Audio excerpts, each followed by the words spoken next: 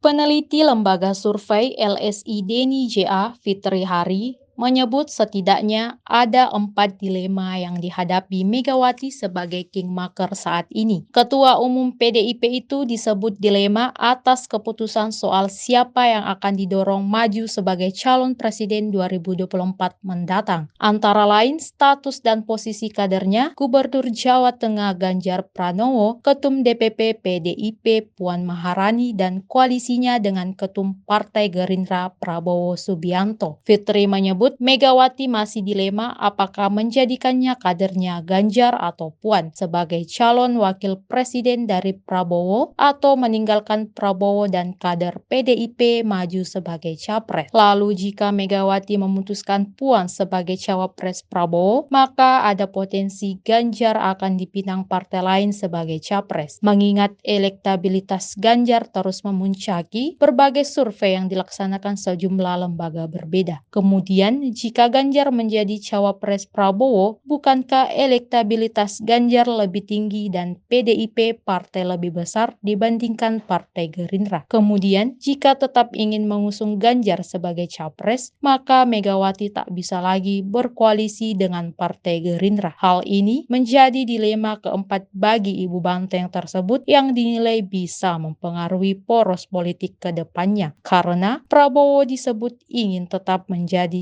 calon presiden.